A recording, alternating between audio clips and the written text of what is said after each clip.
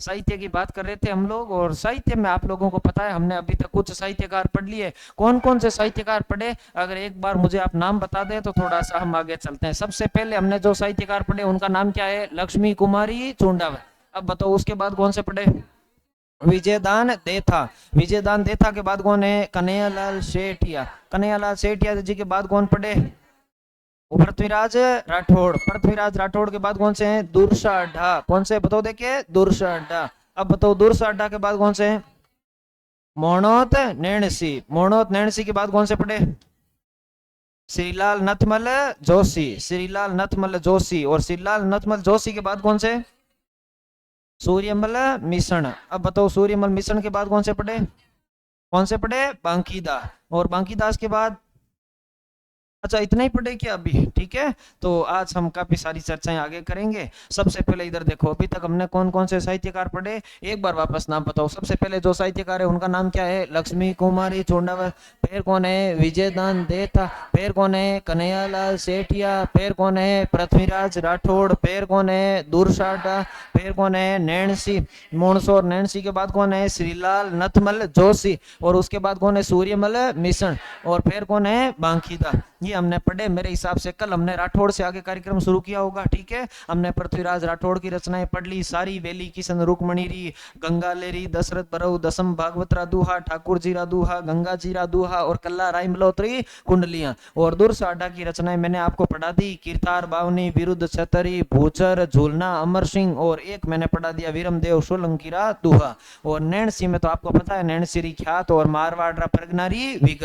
यही पढ़े, नथमल जोशी, श्रीलाल नथमल जोशी की रचनाएं, धोरारा धोरी, अबे पटकी, परिण्योड़ी कुंवारी, एक बींदनी, दो बींद।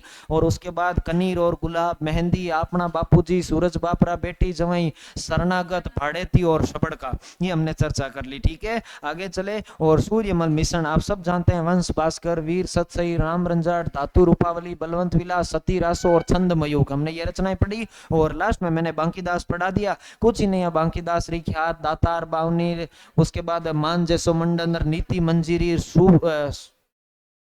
सूर छत्तीसीर, सुपे छत्तीसीर, ठीक है। ये सब हमने पढ़ लिए। बत्तीसी, एक और किसी बत्तीसी है, हाँ ठीक है। हमने ये सारी रचनाएं पढ़ ली और इनको हमने याद कर लिया। आज बांकीदास जी से आगे चलेंगे। और आज आपको पहले जो साहित्यकार पढ़ेंगे उनका नाम है चंद्र सिंह बिरकाली। क्या नाम है, चंद्र सिंह बिरकाली। नाम तो सुना है आपने, चंद्र सिंह बिरकाली। काली काली बादली मैंने सुनाया होगा, ठीक है। तो याद रखना, अगले साहित्यकार लिखो जिनका नाम है चंद्र सिंह बिरकाली।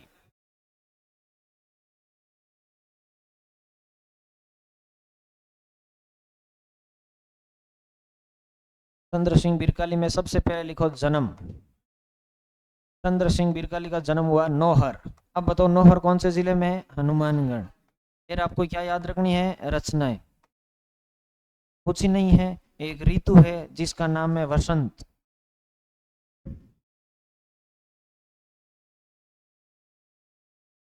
वसंत ऋतु में एक व्यक्ति है जिसका नाम है जफर, तो जफरनामा।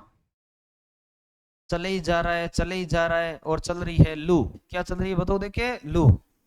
ऐसे चले ही जा रहा है, क्या चल रही है, लू। और चलता चलता कहीं आएगी बताओ, देखे बादली। बारिश स्टार्ट हुई और बादली आया, बाद में पड़ गई भी सांझ। कहीं पड़ गई बताओ, देखे सांझ। अरे सांझ पड़ गई जन, अब लू है जकी में कहीं है, जकी क्या में बदल गई बताओ, देखे डम्फर। अरे ठंडी हवा चलती है, हम उसको बोलते हैं डम्फर। तो अब जो लू है वो किस में बदल चुकी है, डम्फर में। तो सर वो इतना कहाँ चला जा रहा है, अरे वो किसी से मिलने के लिए जा रहा है, कालजेरी कोर। कालजेरी कोर, कालजेरी कोर से मिलने के लिए जा रहा है। तो सर कालजेरी कोर से फिर मिलकर आया क्या, नहीं। कालजेरी कोर के है मुकरगी, ठीक है। पहले तो बोला था फिर मुकर गई। उड़ीक पुराण, उड़ीक पुराण, उड़ीक तो एरिया और कहीं करा भाई, ठीक है। उड़ीक पुराण, उड़ीक खत्म, टाटा बाय बाय गया। इतनी रचनाएं आपको याद रखनी है। चंद्र सिंह बिरकाली, इतनी रचनाएं आपको याद रखनी है विद्यार्थियों, चंद्र सिंह बिरकाली।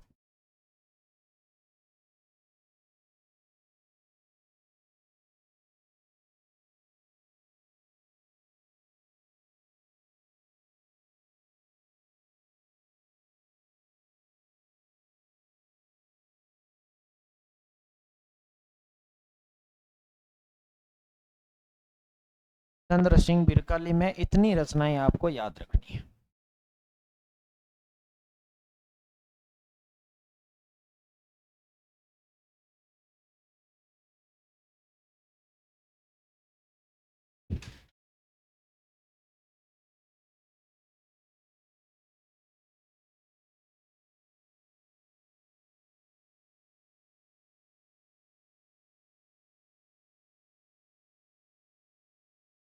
क्या हुआ अली? नहीं, ये तो मैं नहीं बोला है, आपको बता रहा है।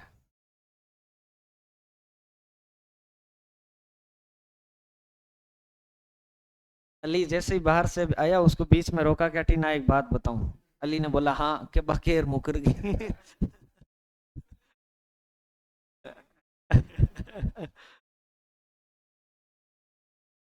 कोई नहीं भाई, मुकर गई तू काल जो हैंटो राख।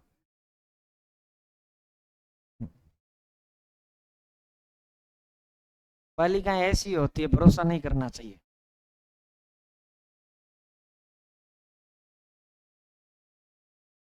पूर्ण पूर्ण। हाँ, नहीं नहीं। क्या हुआ बेटा? लड़कियां भोली है? लड़कियां और भोली दोनों शब्द साथ में कुछ जमे नहीं। हाँ, लड़के बेचारे भोले होते हैं। नहीं, लड़कियां भोली नहीं होती बेटा। मैं लड़कों को एक ही बात कहूंगा कि मैंने आपको पहले भी समझाया था, आज फिर समझा रहा हूँ। अभी एक दो दिन मेरी क्लासें और है, उसके बाद मेरे को चाहे भूल जाना, बट मेरी एक बात याद रखना लड़कों, शिकारी आएगा, जाल बिछाएगा, हमको उसमें नहीं फंसना। ठीक है? ये हमें हैं?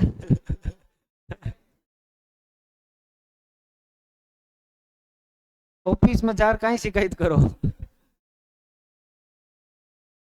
चलो। आ जाओ इधर वापस, और बताओ मुझे। अरे ये लिख दिया क्या बच्चों? इधर देखो, लिख दिया तो सारे। बातें कम करें, विद्यार्थी गण कृपया इधर ध्यान दें। मुझे बताओ, हमारे जो साहित्यकार है उनका नाम क्या है? चंद्र सिंह बिरकाली।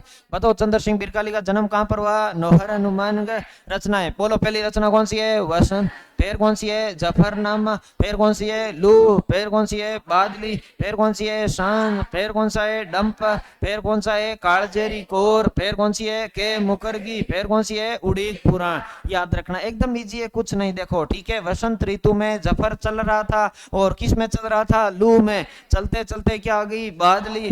कहीं पड़ गई? शान। अब बादलियों बारिश हुई जनाब, ठंडी हवा चाली, जगह नापा कहीं, कहाँ? डंपर। अरे गर्म हवा को लू बोलते हैं, ठंडी हवा को क्या बोलते हैं? डंपर। ठीक है, सिंपल सी बात। किससे मिलने के लिए जा रहे थे? कालजेरी कोर। आ कालजेरी कोर तो कहे मुकरगी, ओ बेचारो उड़ीक तो ही रियो, उड़ीक तो ही रियो। तो याद रखना, उड़ीक पुराण। कौन सी याद रखना है? उड़ीक पुराण। आगे चले, अगले लिखे नेक्स्ट रचना, जिसमें साहित्यकार का नाम है याग्वेंद्र शर्मा।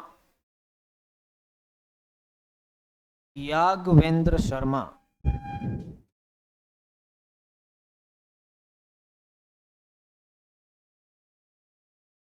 कोष्टक में लिखना बच्चा चंद्र।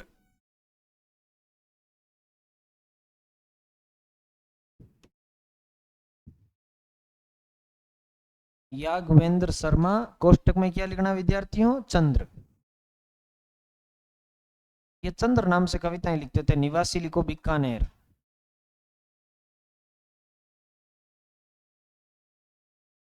रचनाएं। हूँ गोरी किण पीवरी।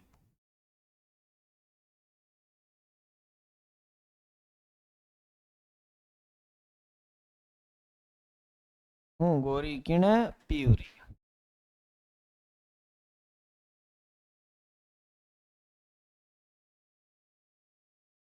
एक बार की बात है कि एक पत्रकार इंटरव्यू करता है ना, पत्रकार न्यूज़पेपर के लिए। वो हरिद्वार के एक घाट पर एक बाबा जी बैठे होते हैं, उनके पास जाता है। बाबा जी ने भगवा वस्त्र पहन रखे हैं, जटाएं बढ़ा रखी होती है, और हरिद्वार की घाट पर बैठे हुए हर हर गंगे कर रहे होते हैं। पत्रकार उसके पास जाता है, और जाकर बोलता है कि बाबा जी आप कहाँ से आए? मैं आपके बारे में जानना चाहता हूँ। बाबा जी उसको कोई जवाब नहीं देते। वह पत्रकार दूसरे दिन फिर जाता है, वही सेम बाबा जी के पास बैठ जाता है और बोलता है, बाबा जी आप कहाँ से आए, मैं आपके बारे में जानना चाहता हूँ। बाबा जी फिर कोई जवाब नहीं देते। तीसरे दिन फिर पत्रकार जाता है, जाकर बोलता है कि बाबा जी आप कहाँ से आए, मैं आपके बारे में जानना चाहता हूँ, आपकी जीवन में क्या रहा। उन्होंने कहा, मेरे जीवन को तो छोड़ो, तुम्हें तो छापने के लिए कहानी चाहिए। क्या चाहिए भाई? कहानी। भाई मेरे जीवन से तुम्हें क्या करना है? तुम्हें तो एक इंटरव्यू लिखना है अपना, एक समाज जो न्यूज़पेपर होता है उसमें अपना कॉलम है, उसमें तुम किसी की कहानी लिखना चाहते हो, तो मैं तुम्हें कहानी सुनाता हूँ। एक बार की बात है कि एक गांव में दो भाई रहते थे और बड़े भाई का विवाह हो गया। और बड़े भाई का विवाह होने के बाद घर में सदस्यों की संख्या कितनी हो गई? तीन। अब भाभी आ चुकी है और दो भाई रहते हैं। और भाई के विवाह में लोगों से उन्होंने पैसे उधार लिए। क्या उधार लिए भाई? पैसे। अरे विवाह में पैसे लगते हैं बहुत ज्यादा, और पैसे उधार लिए। और पैसे उधार लेने के बाद उन्होंने किया कि भाई कर्जा हो गया। अब कर्जा हो गया तो धीरे धीरे गांव में ज्यादा रोजगार भी नहीं है, उनके पास आमदनी भी नहीं है। हर दूसरे दिन कोई ना कोई मांगने वाला घर आ जाता है व्यक्ति का, मैं हमारे पैसे लौटाओ, कब लौटोगे कब लौटोगे। और 4-6 महीने बाद बड़ा भाई जो होता है वो तंग हो जाता है पूरी तरीके से। और अब लगभग 12 महीने 1.5 साल के बाद जो बड़ा भाई होता है वो डिसाइड करता है कि मैं बाहर जाऊंगा कहीं कमाने के लिए और ये पैसे उतारूंगा, नहीं तो लोग जीने ही नहीं दे रहे भाई, और कोई और ऑप्शन ही नहीं है। और बड़ा भाई एक दिन अपनी पत्नी को, जो अपना छोटा भाई होता है, बोलती है इसको पढ़ाना लिखाना, इसका ध्यान रखना, और मैं बाहर कमाने के लिए जा रहा हूँ। और बड़ा भाई कमाने के लिए प्रदेश चला जाता है। और हर 3-4 महीने में एक लेटर आता है उसका, और उसके साथ में कुछ पैसे आते हैं जिससे उनका घर खर्चा चलता रहे, और छोटा भाई पढ़ ही रहा होता है। अब ऐसा चलता रहता है लगभग 2-3 वर्ष। कितने वर्ष चलता रहता है? 2-3 वर्ष। और अब घर पे मांगने वालों की संख्या आने वालों की कम हो चुकी है, क्योंकि उनको पता है कि देने वाला आदमी घर नहीं है। और हमेशा जो भी आता, पत्नी बोलती है जब वो आएंगे तो बहुत सारे पैसे लेकर आएंगे, तब मैं सबके पैसे लौटा दूंगी, तब तक आप लोग घर नहीं आए। और अब घर पे आने वालों की संख्या भी बहुत कम हो चुकी है। और पहले समाज होता था, गांव में सारे लोग साथ में मिलकर रहते थे। अब धीरे धीरे टाइम बीता और 2-3 साल के बाद ऐसा टाइम आया जब बड़े भाई के द्वारा वो जो चिट्ठी आती थी, जो पैसे आते थे, वो आने बंद हो गए। 2 महीने नहीं आए, 4 महीने नहीं आए, 6 महीने नहीं आए, 12 महीने नहीं आए। फिर जो पत्नी थी उसने गांव में जाकर बताया तो लोगों ने बैठक आयोजित की। और पहले क्या है, कोई प्रदेश में कमाने के लिए चला जाता और जब 1-2 साल तक उसका कोई पता नहीं होता तो ये मान लेते कि उसका निधन हो चुका है। क्या हो चुका है भाई? निधन। तभी तो कहीं हो सकता है किसी दुर्घटना में मर गए हो, जिंदा नहीं रहे हो। और वो जो गांव होता है उसमें पंचायत बैठाई जाती है, और पंचायत में ये मान लिया जाता है कि जो बड़ा भाई है उसका क्या हो चुका है? निधन। उसका निधन हो चुका है। अब वो जो है उसके 12 दिन रखे जाते हैं भाई, बाहर हार रख लियो, दस्तूर कर लियो, जो भी करना है, क्योंकि मर तो वैसे ही चुके हैं, अब कहाँ मरे कैसे मरे हमें कुछ पता ही नहीं है। तो वो दस्तूर के तौर पर उसके 12 दिन पूरे कर लेते हैं। और उसके बाद जो छोटा भाई होता है वो भी इधर उधर मजदूरी करता है। अब पहले क्या होता है कि जब निधन हो जाता है तो अब उसको लगा, भाई बड़े भाई की पत्नी को लगा मेरा यहाँ कोई काम नहीं है, वो अपने पिताजी के पास चली जाती। उसके जो पिताजी होते हैं वो फुल दारूबाज इंसान होते हैं, वो उसको बेचने की बात कर रहे होते हैं किसी से कि मैं इसको आगे बेच देता हूँ भाई, पहले तो विवाह कर दिया था और अब बेच देते हैं, कई दिन दारू पिया जो कोई चोखो।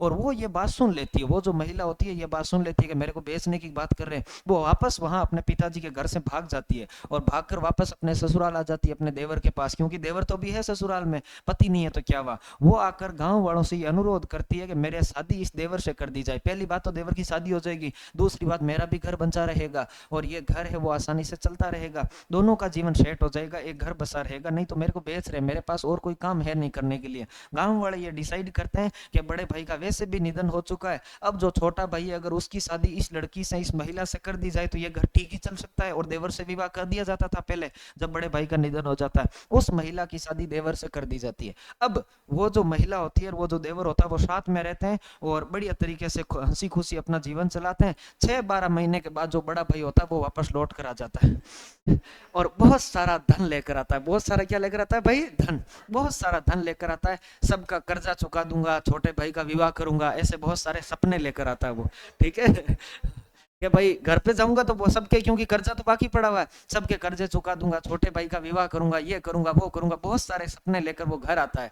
और जैसे ही घर आता है उसकी पत्नी बहुत कंफ्यूजन में चली जाती है, हूँ गोरी किने पियूरी, अब कौन से पिया की गोरी हूँ मेरे को कुछ पता ही नहीं है, क्योंकि पहले तो शादी कर रखी थी, अब वो वापस आ चुका है, हमने हालांकि उनका एड्डा और घड़ो और हगड़ा कर दिया, ठीक है सब कर दिया, अब वापस लौट चुका है। और अब छोटे भाई से भी विवाह कर चुके हैं, तो अब देवर वाला गन्ना तो वो भी खत्म हो चुका है। अब वापस गांव वाले बैठक करते हैं, वो सोचते हैं कि अभी इसको किसके साथ रखा जाए भाई, ठीक है क्या करें। तो उस बड़े भाई को लगता है कि बड़े भाई को यह लगता है कि मेरे आने की वजह से ये घर अब वापस ऐसा हो गया, अगर मेरा वापस आना ही गलती है, अगर मैं वापस नहीं आता तो ये घर ठीक ही चल रहा था, मामला इनका जीवन पार चला जाता, बढ़िया इनके बच्चे होते, ये घर ठीक चलता, मामला मेरा वापस आना ही गलती है। और बड़ा भाई वह सारा धन उसी घर में छोड़कर घर छोड़ के चला जाता है, कहानी खत्म। और पत्रकार बैठा बैठा सोचता है कि बाबा जी ने कहानी सुनी है कि खुद की बात बताई है ना। भाई ये हो सकता है कि बाबा जी वो तो नहीं है, ठीक है। तो ऐसी बातें इसमें, ये उपन्यास मैंने पढ़ा हुआ है तो इसमें ये कहानी मिल जाती है, ठीक है। ये पूरी घटना है, मैंने तो थोड़ा शॉर्ट में बताया एकदम बढ़िया। उसमें क्या सारे किरदार क्या बात करते हैं वो सारा पूरा है उसमें। एक किताब है जिसका नाम है हूँ गोरी किण प्यूरी। हमने उसके सारांश यानी कि समरी देख ली, मेनली मेनली कहानी यही है। अब पूरा वार्तालाप है, कैसे घटनाएं होती है वो सब होता है, वो पूरा इस उपन्यास में लिखा हुआ है, ठीक है। चलें, और रचना लिखे, रचनाएं आगे लिखे कौन कौन सी है।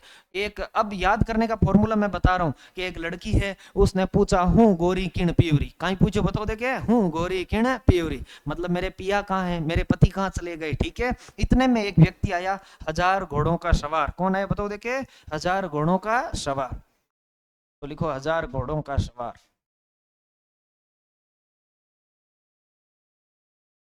1000 घोड़ों का सवार आया, अच्छा, बिल्कुल।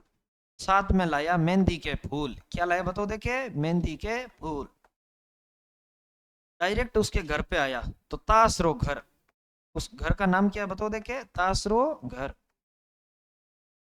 अब उसको जमारो यानी कि जो जमानो मतलब आप कहा भाई जमारो येड़ो ही है, जमानो येड़ो है, जमारे ने देख लिया कि उसके घर पे कोई 1000 घोड़ों का सवार आया जो मेहंदी के क्या लाया, फूल। अब सारी जनाना डोडी बोली, कौन बोली, जनाना मतलब महिलाएं, डोडी बोली कौन बोली, ओए थारे तो फूल ले ले रावे नहीं। तो जनाना क्या बोले, डोडी, जनाना डोडी बोले। और वो जो महिला होती है, वो पुरुष उसी के साथ में रहता है। उसने कहा, अब थे भले की थी डोडी बोलो, मैं तो बनगी चांदा सेठानी, कहीं बनगी बताओ देखे, चांदा सेठानी। मैं कहीं बनगी बताओ देखे, चांदा सेठानी। मैं हूं सुंदरी, मैं कौन हूं बताओ देखे, सुंदरी, मैं इतनी सुंदर हूं, मैं क्या करूं। और मेरा जो पति है वो कैसी प्रवृत्ति का है बताओ देखे, सन्यासी। मैं हूं सुंदरी और मेरा पति कैसा है, सन्यासी। जोग संजोग, जोग संजोग मतलब कणई कणई, जोग संजोग, जोग संजोग। हम कभी देखने जाते हैं थार, और कभी देखने जाते हैं समंदर, क्या देखने जाते हैं बताओ देखे, समंदर, घूमने के लिए जाते हैं भाई, थार वे समंदर।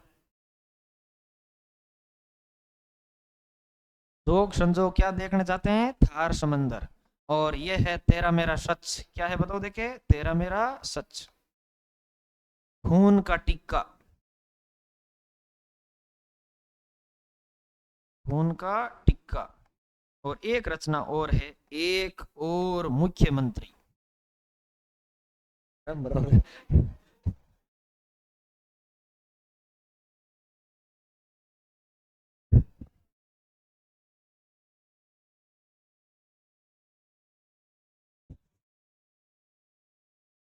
एक और मुख्यमंत्री, ठीक है।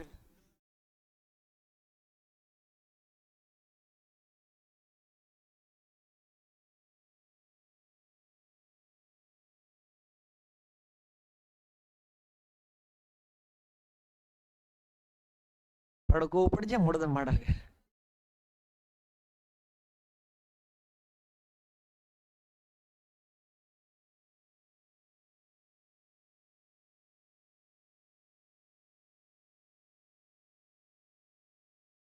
मैं सोचो कहीं हुई,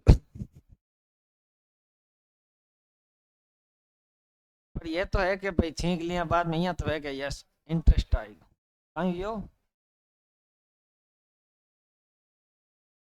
कहीं क्यों वो, अच्छा यहाँ किन, कहीं 2 मिनट को मौन थोड़ी रखना, थोड़ा जीव तो है आलू। अच्छा यहाँ, तो अब क्यों छोड़ा पुराने साथी को।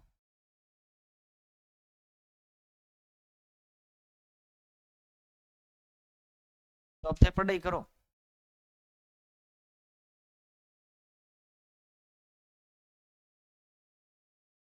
अरे बार पहली छींक भूकंप आया तो मैं डर गयो मैं कौन है असर मोड़ो आएगा आलेगा आइलैंड होगी यहाँ अरे ये उतार ली क्या सारी रचनाएं तो चले आगे आ जाओ इधर देखो वापस उतार लिया हो उतार लो ठीक है चलो इधर देखो मुझे बताओ यागवेंद्र शर्मा या चंद्र क्या नाम है बताओ देखे यागवेंद्र शर्मा या चंद्र इधर देखें बच्चों वापस बताएं मुझे सबसे पहले बताओ ये निवासी कहाँ के हैं बीकानेर यागवेंद्र शर्मा या चंद्र निवासी कहाँ के बताओ देखे बीकानेर अब बताओ पहली रचना कौन सी है हूँ गोरी किण पियूरी मेरे साथ वापस किताबों के नाम बोलो पहली कौन सी है हूँ गोरी किण पियूरी फिर कौन सा है हजार घोड़ों का सवार फिर कौन सा है मेहंदी के फूल फिर कौन सा है तासरो घर फिर कौन सा है जमारो फिर कौन सा है जनाना ड्योडी बस एकदम इजी काम है वापस इतने नाम वापस बोलो कौन सा है हूँ गोरी किण पीवरी हजार घोड़ों का सवार मेहंदी के फूल तासरो घर जमारो जनाना ड्योडी आगे चलो अगले सारे नाम बोलो कौन सा है चांदा शेठानी सुंदरी वे सन्यासी जोग संजोग थार वे समंदर तेरा मेरा सच खून का टीका और एक और मुख्यमंत्री याद रखना आगे चले अगले साहित्यकार लिखे नेक्स्ट जिनका नाम है शिव चंद्र भरतिया अरे ये नाम तो सुना हुआ ना शिव चंद्र भरतिया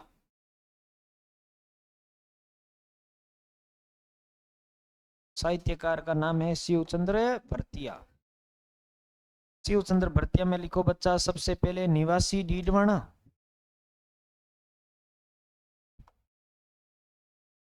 ये भाई इनकी 3 रचनाएं तो मैंने आपको लिखा रखी है लेकिन मैं वापस नाम नाम लिखा रहा हूँ बाकी डिटेल आपको नहीं लिखा रहा और वो 3 रचनाएं आपको पता है केसर विलास कनक सुंदरी और विश्रांत प्रवास प्रथम नाटक प्रथम उपन्यास और प्रथम कहानी देखो केसर विलास केसर कर रही है नाटक कनक कनकते 100 गुना मादकता अधिकाय वो खाए नर बोराए वो पाए नर बोरा एक कनक का मतलब होता है सोना और एक कनक का मतलब क्या होता है धतूरा सोने को जब कोई इंसान प्राप्त कर लेता है तब उसको नशा आ जाता है जबकि धतूरों को खाने से नशा आता है यानी कि सोने का जो नशा है धन का जो नशा है वो धतूरे से भी ज्यादा है क्योंकि उसको खाने की आवश्यकता ही नहीं है अगर सोनो करने आ जाए तो आदमी ने कहा आ जा नशो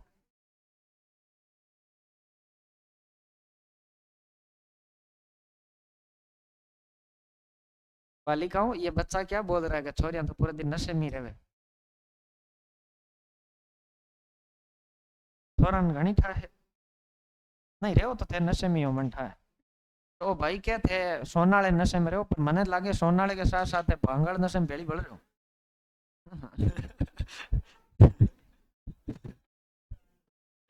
चलो कनक सुंदरी के बाद लिखो अगला फिर विश्रांत प्रवास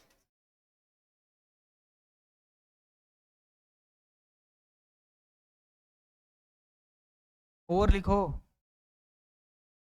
फाटका जंजाल एक इनकी रचना है जिसका नाम क्या बताओ देखे फाटका जंजाल फाटका के माता करी आया यहाँ याद रखो थे फाटका जंजाल सर फाटका के माता करी आया हाँ कहीं लाया मोतियारी कंठी मोतियारी कंठी सर कंठी लिया फाटका माता करी आया इतो कहीं हुई की कोई स्पेशल चीज होने वाली बिल्कुल बुढ़ा पारी सगई बुढ़ा पारी सगई बुढ़ापे में आदमी रे सगई को रिश्ता होवे नहीं जन वो फाटका हाटका की कौन देगे कंठी ले दौड़े अगलों पहली कंठ की हुई तो चौको आप सबकी कहानी है बस ये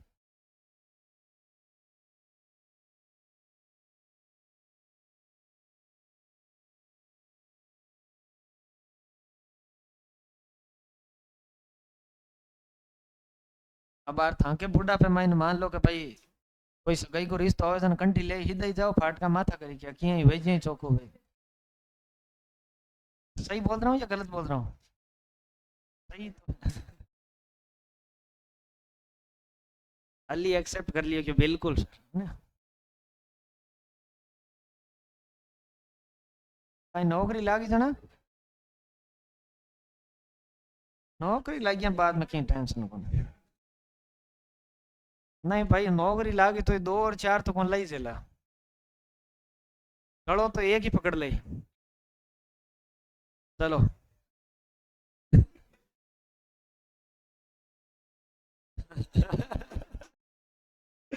तो चलो शिव चंद्र भरतिया जो साहित्यकार है उनका नाम क्या बताओ देखे, शिव चंद्र भरतिया। इधर देखो, शिव चंद्र भरतिया की रचनाएं बताओ देखे। सबसे पहले बताओ, शिव चंद्र भरतिया निवासी कहाँ के हैं, डीडवाना। अब बताओ पहली रचना कौन सी है, केसर विला। अरे वापस बोलो, पहली रचना कौन सी है, केसर विला। फिर कौन सी है, कनक सुंदरी। फिर कौन सी है, विश्राम परवा। बात करते हैं अगली कौन सी है, फाटका जंजाल। फिर कौन सी है, मोतियारी कंठी। फिर कौन सी है, बुढ़ापारी सगर। 6 के 6 नाम एक साथ बोल के बताओ कौन सा है, केसर विलास, कनक सुंदरी, विश्रांत प्रवास, फाटका जंजाल, मोतियारी कंठी, बुढ़ापारी सगर। बढ़िया बात, आगे चले। अगले साहित्यकार लिखे हैं जिनका नाम है मलिक मोहम्मद जायसी।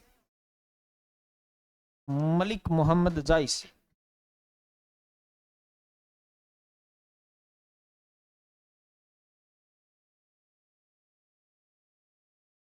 ये नंबरिंग दे रहे हो क्या इनको कुछ, कितने नंबर है। दरबारी शेरशाह सूरी।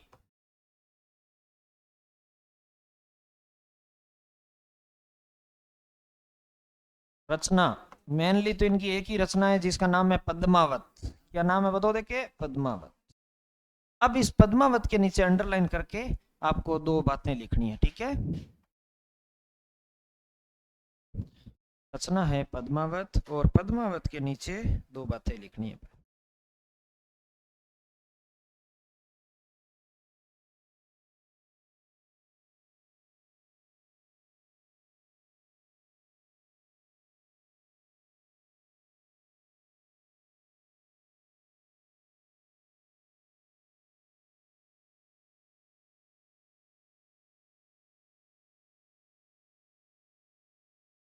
लिखे हैं पद्मावत में, इसमें इसमें रानी पद्मिनी को, पद्मावत के नीचे अंडरलाइन करके लिखना है।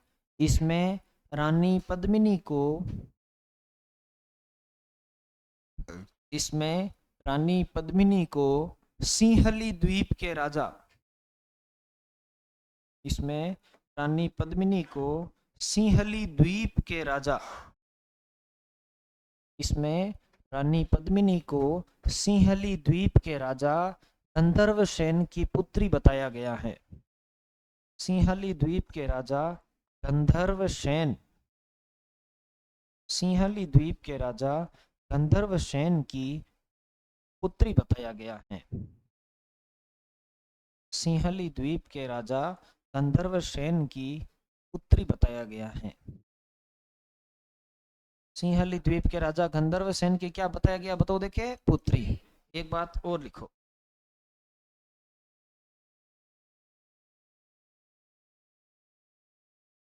इस ग्रंथ में चित्तौड़ के, इस ग्रंथ में चित्तौड़ के प्रथम शाके, इस ग्रंथ में चित्तौड़ के प्रथम शाके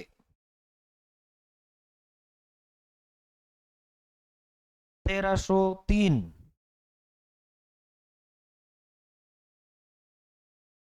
1534 और 1568, 1303 की जानकारी मिलती है। इस ग्रंथ में चित्तौड़ के तीसरे शाखे 1303 की जानकारी मिलती है। चित्तौड़ के प्रथम शाखे 1303 की जानकारी मिलती है। 1303, 1303 की जानकारी मिलती है। राजस्थान का प्रथम शाखा कब हुआ, 1301। कहां पर हुआ, रणथंभौर। रणथंभौर का शासक कौन है, अमीर देव चौहान, ठीक है। सिंह गमन सतपुरुष वचन कदली फले एक बार, तिरिया तेल हमीर हट चढ़े न दो बार। वो है प्रथम शाखा, ठीक है। एक उसकी बालिका है जिसका नाम है देवल दे, क्या नाम है, देवल, ठीक है, जिसने जल जोहर किया, याद है ना। चलो, मलिक मोहम्मद जायसी का ये खुद दरबारी किसका बताओ देखिए, शेरशाह सूरी का। और मुझे बताओ इसकी रचना कौन सी है, पर पद्मावत रचना में पद्मिनी को राजा गंधर्व सेन की पुत्री गया बताया गया। राजा गंधर्व सेन कहाँ के शासक है? सिंहली द्वीप के, और चित्तौड़ के प्रथम शाके 1303 की। इसमें क्या मिल जाती है? जानकारी। हालांकि मुझे लगता है कि यह काल्पनिक ग्रंथ है, इसका ज्यादा वास्तविक जीवन से कोई लेना देना नहीं है। इस ग्रंथ में ऐसा लिखा हुआ है कि पद्मिनी इतनी सुंदर थी कि जब वो पान खाती तो यहाँ से पान का रस नजर आता गले में से, ठीक है, इतनी सुंदर और इतनी गोरी होती थी। इस ग्रंथ में लिखा हुआ है, ठीक है, मैं थोड़ी बोल रहा हूँ। अब इतनी सुंदर थी या नहीं थी, आई डोंट नो, ठीक है। चले,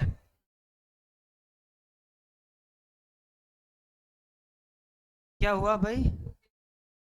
फोटो दिखाऊं? मूवी देख लेना, पद्मावत, ठीक है, उसमें दीपिका ने उसका किरदार निभाया है। पद्मिनी की कोई रियल फोटो हमें मिलती नहीं। आप नेट पे जाके गूगल पे लिखोगे ना कि रानी पद्मिनी, तो आपको दीपिका पादुकोण की फोटो दिखेगी, ठीक है।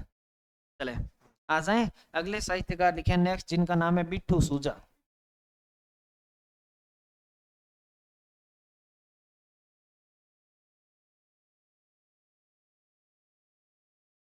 निवासी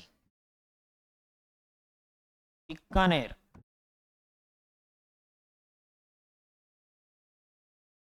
दरबारी राव लूणकरण, फिर रहे राव जेत सिंह, फिर रहे कल्याणमल,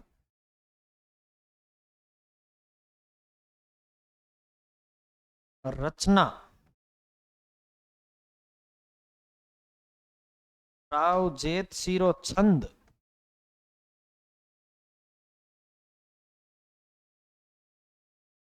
अंडरलाइन शैली डिंगल। और इसमें मैं एक दो एक बातें बोल के और लिखूंगा, ठीक है, शैली डिंगल, और एक दो एक बातें और लिखेंगे बच्चा।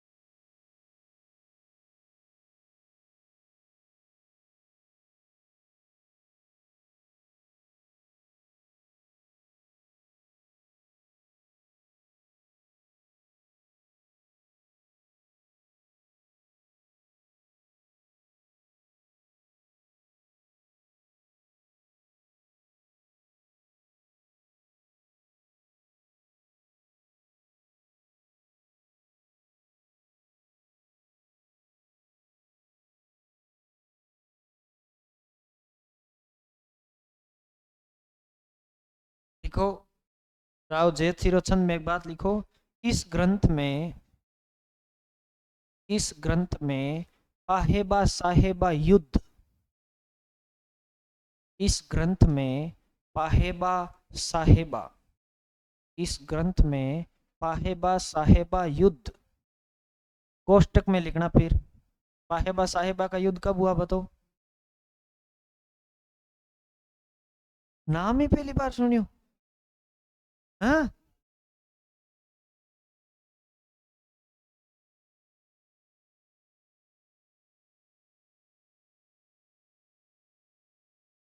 हाँ, 1541, कोष्टक में लिखो 1541, कोष्टक में लिखो 1541।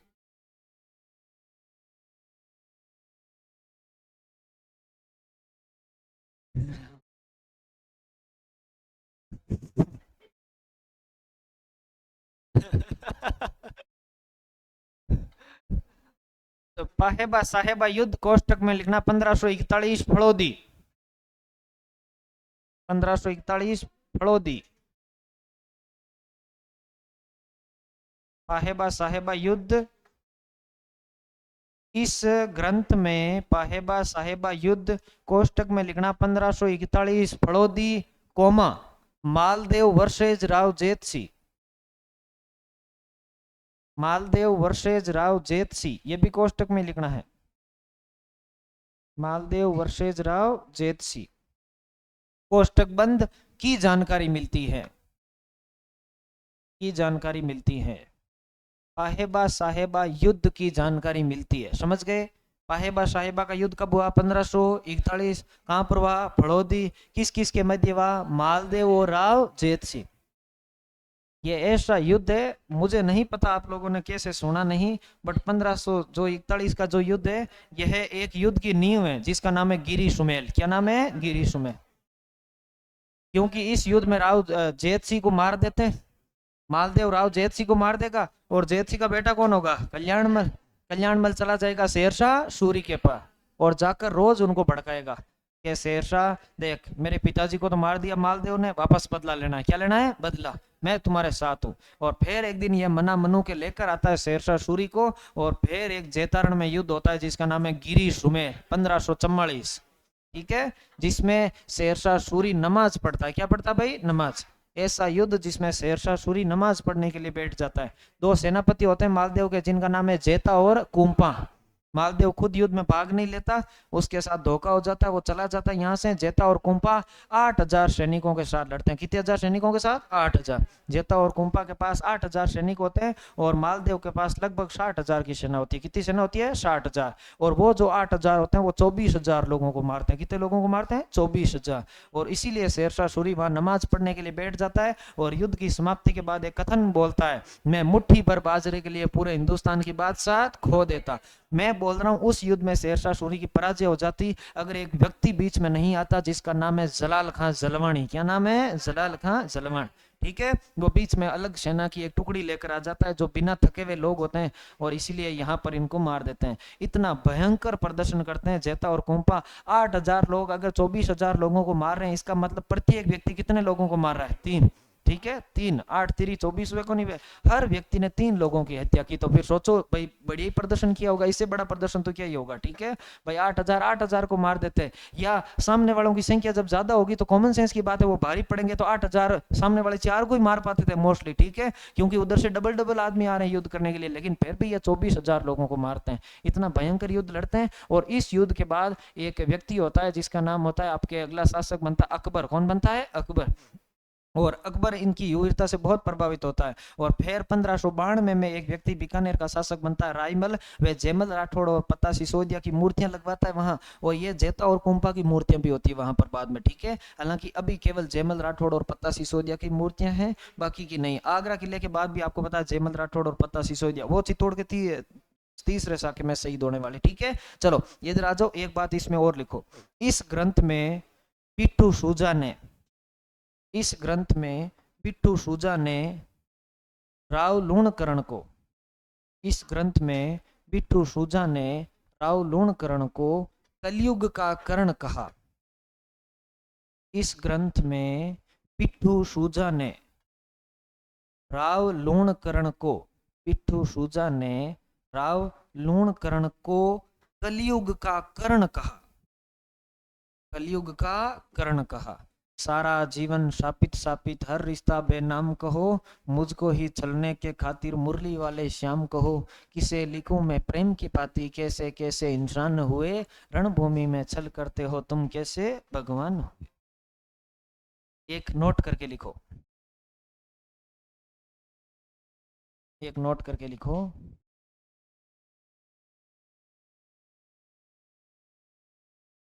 मुंशी देवी प्रसाद ने मुंशी देवी प्रसाद मुंशी देवी प्रसाद ने राय सिंह को मुंशी देवी प्रसाद ने राय सिंह को राजपूताने का कर्ण कहा। मुंशी देवी प्रसाद ने राय सिंह को राजपूताने का कर्ण कहा। मुंशी देवी प्रसाद ने राय सिंह को राजपूताने का कर्ण कहा। राय सिंह इतना दान देता था जिसकी कोई हद नहीं है। ऐसा बोलते हैं कि जो भी व्यक्ति राय सिंह के द्वार पे चला जाता कभी खाली हाथ नहीं जाता। राय सिंह की एक बेटी थी, उसकी शादी हो रखी थी मान सिंह से। आमेर का शासक है ना मान सिंह, है ना, भगवंत दास का बेटा। तो वहां पर क्या है कि मान सिंह से एक लड़की का विवाह कर रखा था राय सिंह ने, और उसकी बहुत सारी रानियां थी, 7-8 रानियां होती थी। और जब भी राय सिंह कोई दान देता तो पूरे राजस्थान में उसकी गूंज होती राजपूताना में कि बीकानेर के शासक राय सिंह ने इतना दान दिया, सा 5 लाख रुपए दे दिए, 4 लाख रुपए दे दिए। और हर बार जब राय सिंह दान देता तो यहाँ जो इसकी बेटी जिसकी शादी वहां मान सिंह से हो रखी थी, वो वहां पर बहुत तारीफ करती कि मेरे पिताजी ऐसे हैं, मेरे पिताजी जीता तो कोई दान दे ही नहीं सकता, ऐसा वैसा। इसीलिए सारी रानियां उससे जलती। ठगली रानियां कहती कि गजब काम करियो भैया ना, ये क्या तो पिताजी दान देता ही रहे यार, आ रोजी ना बांका ही बांका गीत गावे यार, माँ के तो घर का माँ के पिताजी दान देवे कौन, नहीं तो मैं कहीं करा। ठीक है। और ऐसा बोलते हैं कि वो जो बाकी की सारी रानियों थी उन्होंने योजना बनाई और मान सिंह को बोला कि थे भी दान दो, कम कम मैं यहाँ तो क्या भाई माँ को पति है जो को दान देवे, ठीक है, कम कम बिन जवाब तो दे, नहीं तो बा हमेशा ही पूरे दिन ही के मेरे पिताजी इतने बड़े दानवीर है, मेरे पिताजी इतने बड़े दानवीर है, ये 100 हाथी दान में दे दिए, इतने ऊंट दान में दे दिए, घोड़े दे दिए, ये दे दिए, वो दे दिए। मान सिंह ने कहा चलो ठीक है, वो 1 लाख रुपए का दान देते हैं बहुत बार, मैं आज 5 लाख का दान दूंगा। कितने का दान दूंगा भाई? 5 लाख। और मान सिंह जी 5 लाख का दान देते हैं। और मान सिंह जी 5 लाख का दान देते हैं। उनकी जो सारी जो दूसरी पत्नियां होती है वो जाकर उसको बोलती है कि देख देख बार के मान सिंह जी के भैया क्या तो दान दियो। और वो तुरंत ढोल बजाने वालों को बुला लेती और अमेर में ढोल बजा बजा के ऐलान करती। अब कई होचे के गेली हुई गया, ठीक है, अब गले दान राय सिंह कौन दियो बताओ देखे? मान सिंह। और वो ढोल बजा बजा के कहती है या तो मेरे पिताजी दान दे सकते हैं या मेरा पति दान दे सकता है, दूसरा कोई दे ही नहीं सकता। ठीक है। तो अब दूसरी वाली जो पत्नियां होती है वो सिर पकड़ लेती है, राम जी दान दे रहे हो पर आ तो यहाँ हरुईगी, अब कहीं कराई रहो। ठीक है।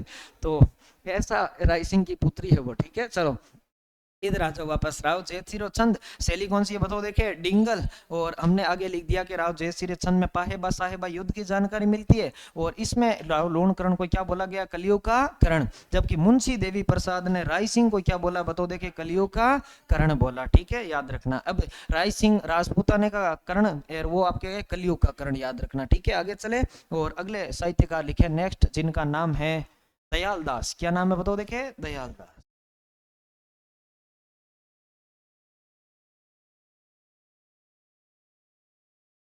निवासी बीकानेर।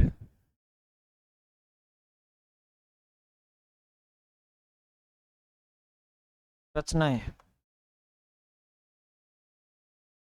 पहली है दयाल दासरी ख्यात।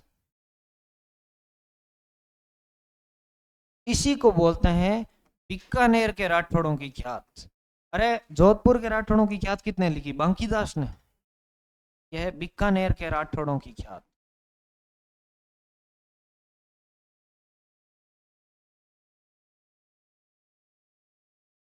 ये लिखो बीकानेर रे पट्टारे गांवारी विगत। बीकानेर रे पट्टारे गांवारी विगत।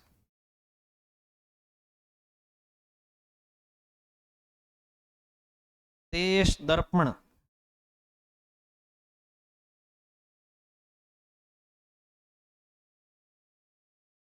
कंवर वंश दर्पण।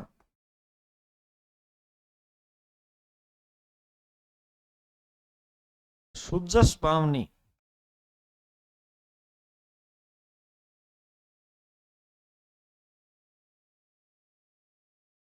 आर्याख्यान कल्प द्रुम।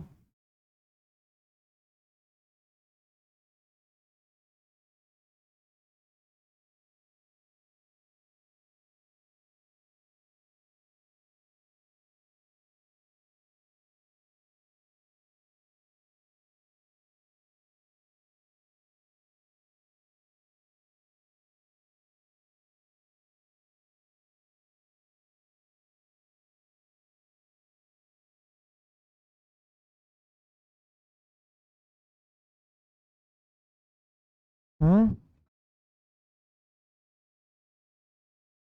काफी काफी है। क्यों तो आपका कहाँ थे लिख लिख कर?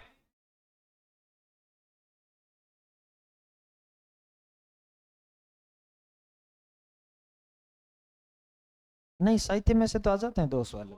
हाँ, दुर्ग साहित्य, चित्रकला, मेले त्योहार, संत संप्रदाय, इन चैप्टरों में से किसी चैप्टर में से तो दो दो ही आएंगे इस बार। आई होप कि आपके पास कल्चर के लगभग 15 सवाल आएंगे पेपर में, 15-16 सवाल। हो सकता है कि भाई 13 तो न्यूनतम है। मान के चलते हैं कि 15 के 15 ही आ जाए, तो कहीं करो। मैं और थे कहीं कबड्डी आई मारूं।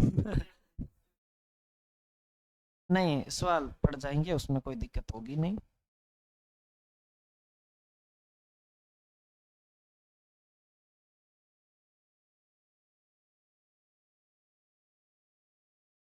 वो तो वैसे भी मैं ही हूँ। वो तो मेरे पास टाइम ही नहीं है। और एक होने से लोड भी ज्यादा होता है, जितने होंगे उतनी बढ़िया है ना। उसमें क्या दिक्कत है। मैटर तो वो भी वही लिखाते हैं, उसमें क्या दिक्कत है। सब अपनी अपनी जगह बेहतर है सब, मैं तो खुद उनकी क्लास देख के आता हूँ। देखो एक्चुअली में क्या है कि कोई भी टीचर जो होता है वो बहुत अच्छा होता है। समझ गए। मैटर सब बहुत अच्छा लिखाते हैं। डिपेंड करता है कि आपका दिमाग कैसे काम करता है। मेरी सबसे बड़ी योग्यता यह है कि मैं बहुत इजी पढ़ाता हूँ। समझ गए। बात खत्म। पहले मैं बहुत इजी नहीं पढ़ाता था, मेरे पास एक ही यूएसपी है कि मेरे से ज्यादा इजी कोई नहीं पढ़ाता एकदम सिस्टम से। ये अलियो जन्म पिता माता, अब समझ में आई, ये तो और पढ़ा दी। ठीक है। बहुत इजी पढ़ाता हूँ। और ऐसा नहीं है कि मैं ये केवल कल्चर ही इतना इजी पढ़ाता हूँ, मैं जो भी पढ़ाऊंगा इतना इजी पढ़ाऊंगा। इतिहास पढ़ाता हूँ तो भी ऐसे लगता है अल्ले उतकी है ही को नहीं। कंप्यूटर पढ़ाऊंगा तो लगता है अल्ले उतकी है ही को नहीं। ठीक है। तो मैं बहुत इजी पढ़ाता हूँ, मेरी यूएसपी बस यही है। शुरू में इजी नहीं पढ़ाता था, शुरू में बहुत कठिन पढ़ाता था, क्योंकि साइंस का बच्चा तो वैसे ही पढ़ाता है। लेकिन फिर कनेक्ट ही नहीं हुए बच्चों के साथ में, बच्चे अलग जा रहे हैं, मैं अलग जा रहा हूँ। तो फिर मुझे लगा, किसी ने मुझे बैठ के बताया कि आपकी योग्यता है ही नहीं कि आपको जाकर प्रदर्शन करना है कि आपको कितना आता है। ये आपकी कोई यूएसपी नहीं है, आपकी यूएसपी है कि आप कितना इजी पढ़ाते हैं। ठीक है, कितना इजी कर सकते हैं उतना इजी। चलो, अभी थोड़ा लूंगा मैं 5-10 मिनट और फिर छोड़ूंगा। इधर देखो, आर्याख्यान कल्पद्रुम हो गई दयालदास की रचनाएं। बताओ वापस, सबसे पहले बताओ निवासी कहाँ के हैं, बीकानेर। अब बताओ रचनाएं, पहली कौन सी है, दयालदास री ख्या। फिर कौन सी है, बीकानेर पट्टारे गांवारी विगत। फिर कौन सा है, देश दर्पण। फिर कौन सा है, पंवार वंश दर्पण। फिर कौन सा है, सुजस बावनी। फिर कौन सा है, आर्याख्यान। आगे चले, अगले साहित्यकार लिखे नेक्स्ट, जिनका नाम है गौरी शंकर हीराचंद ओझा। GH ओझा।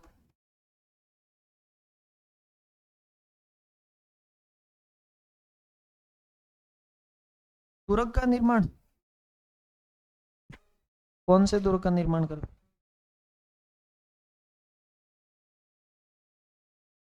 जन्म, रोहिड़ा गांव। ये बताना मेरे को।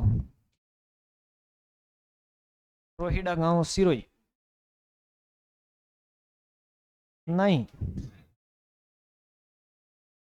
जालोर के किले का निर्माता एक तो है नागभट्ट द्वितीय, एक है परमार शासक।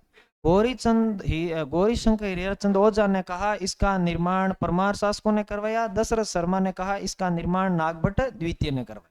वो चीज ऐसे लिखी हुई है। हाँ। नहीं, इन्होंने कहा कि किसने निर्माण करवाया, इनमें विवाद है, इसीलिए ग्रंथ लिखो, प्राचीन लिपिमाला। तभी मुझे लगा कि कौन से का निर्माण करवा दिया है। एडो पटरेगो, प्राचीन लिपिमाला।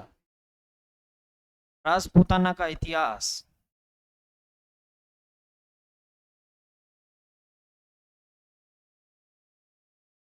कर्नल जेम्स टोड का जीवन चरित्र।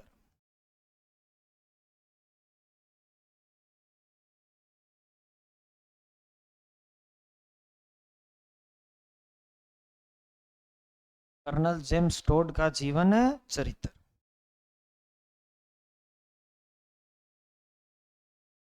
अब आपको पेज के साइड में ही आप लिख सकते हो, क्योंकि अब मैं किसी का और कोई परिचय नहीं लिखूंगा, डायरेक्ट क्या लिखूंगा, रचनाएं। साहित्यकार रचनाएं, साहित्यकार रचनाएं। रचनाएं एक से ज्यादा हो सकती है, 2 3 4 5, आप ऐसे आगे लिस्ट बना सकते हैं। जैसे आप पेज के साइड में लिस्ट बना सकते हैं। नारायण सिंह भाटी।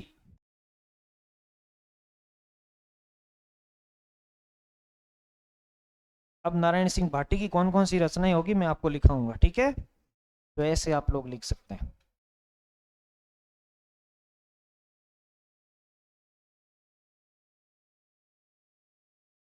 अब आपको साहित्यकार पेज के साइड में नाम लिखना है, आगे रचनाएं की लिस्ट बनानी है, 1 2 3 4 5 कितनी भी हो सकती है, ठीक है।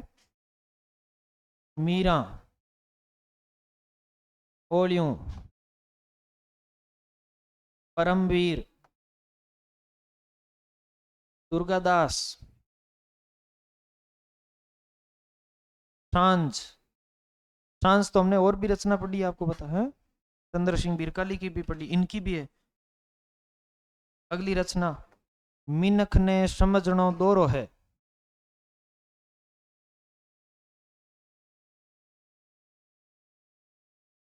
मिनख ने समझनो कहीं है, बताओ देखे, दोरो है। मिनख ने समझनो दोरो है। एक और लिखो,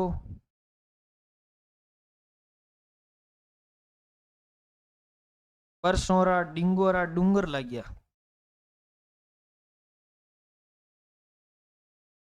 परसोरा डिंगोरा डूंगर लग गया।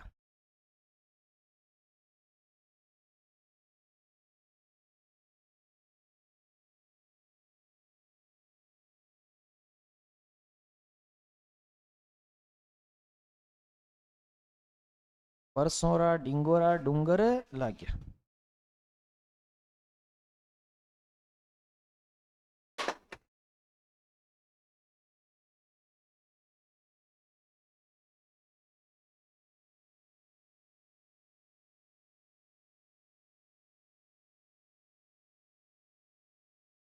परसोरा डिंगोरा डूंगर लग गया।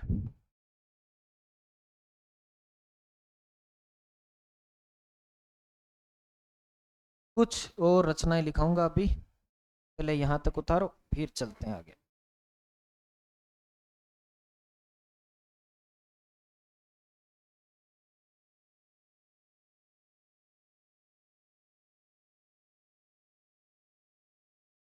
पेज के साइड में साहित्यकार का नाम, सामने रचनाएं, साइड में साहित्यकार का नाम, सामने रचनाएं, ऐसे लिखते ही जाना, ठीक है, धड़ाधड़।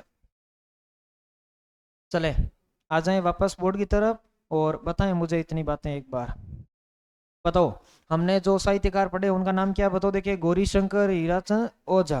बात करें जन्म कहाँ पर हुआ, रोहिड़ा गांव सिरोही। तीन ग्रंथों के नाम बताओ, कौन सा है, प्राचीन लिपिमाला, राजपूताना का इतिहास, कर्नल जेम्स टोड का जीवन चरित्र। बोलो वापस, तीन ग्रंथ कौन से हैं, प्राचीन लिपिमाला, राजपूताना का इतिहास, कर्नल जेम्स टोड का जीवन चरित्र। नारायण सिंह भाटी की पहली रचना कौन सी है, मीरा।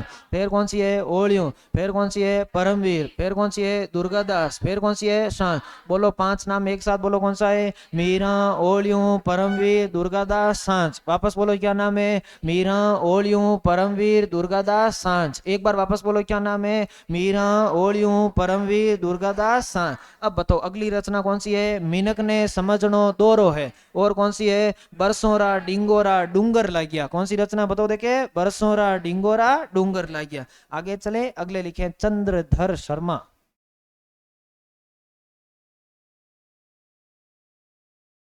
चंद्रधर शर्मा। इनका एक नाम और मिल जाता है, गुलेरी। क्या नाम मिल जाता है बताओ देखे, गुलेरी। ये अपनी कविताओं के नीचे अपना नाम क्या लिखते थे, गुलेरी। कौन कौन सी रचनाएं हैं, आपको लिखते जाना है। बारात लौट गई।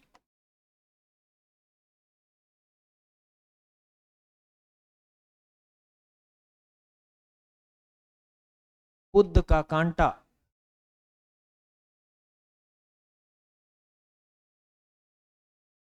सुखमय जीवन।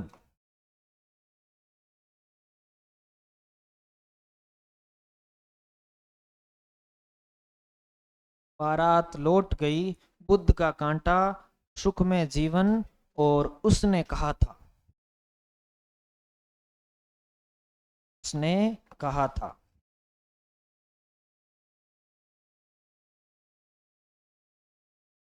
अगले साहित्यकार लिखना है जिनका नाम है उमरदान।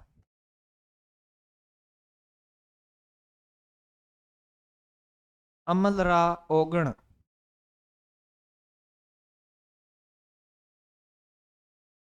तारूरा दोष।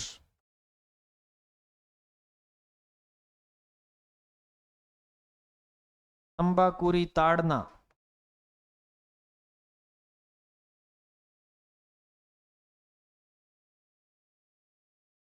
भजनरी महिमा।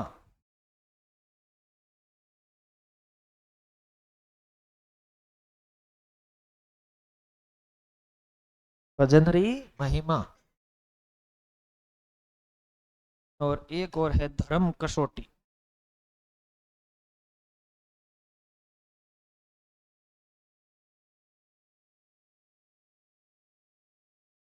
धर्म कसौटी।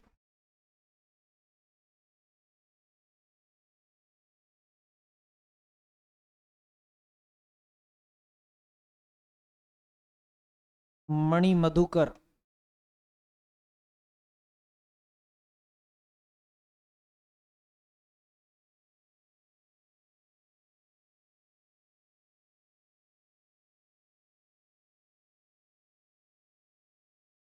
पग फेरो। रस गंधर्व।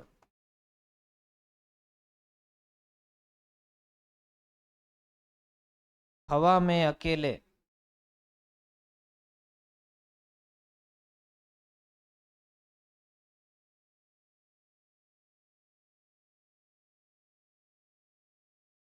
सोजनी गेट।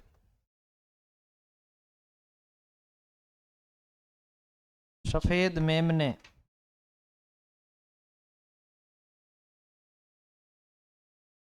पत्तों की बिरादरी।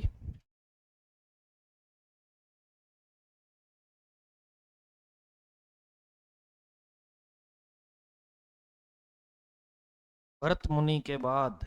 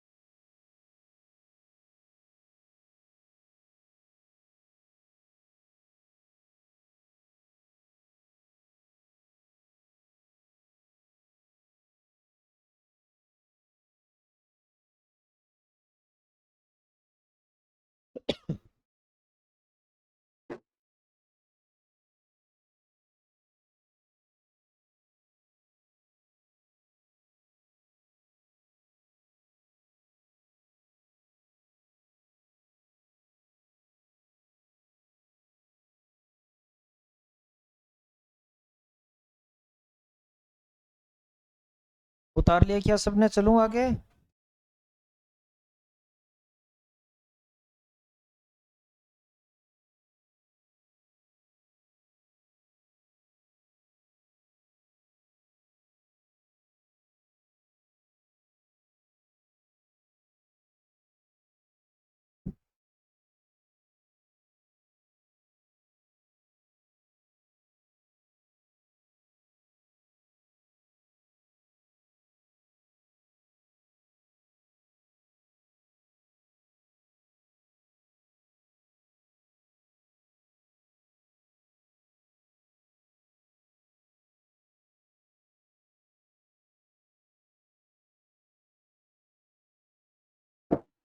चलो भाई, आ जाओ वापस इधर। और एक बार बताओ, चंद्रधर शर्मा गुलेरी, उनकी रचनाएं बताओ देखे कौन कौन सी है। पहली कौन सी है? बारात लौट गई। फिर कौन सी है? बुद्ध का कांटा। फिर कौन सा है? सुख में जीवन। और उसने कहा था। याद रखना की तो हो काम है कि बारात पाची जाती रही, बुद्ध को कहीं निकल गो कांटो, अब मैं कहीं जी हूँ सुख में जीवन। और उसने कहा था कि मैं तने सुख में जीवन जीवन को नहीं दूं, लेकिन अब मैं जीऊं, क्योंकि बारात तो लौट गई। आगे चले, उम्रदान। देखो आदमी की उम्र बढ़े जनाई बिंठा पड़े, अमल में कहीं है ओगण, दारू में कहीं है दोष, तंबाकू कहीं वे ताड़ना, और भजन में कहीं है महिमा।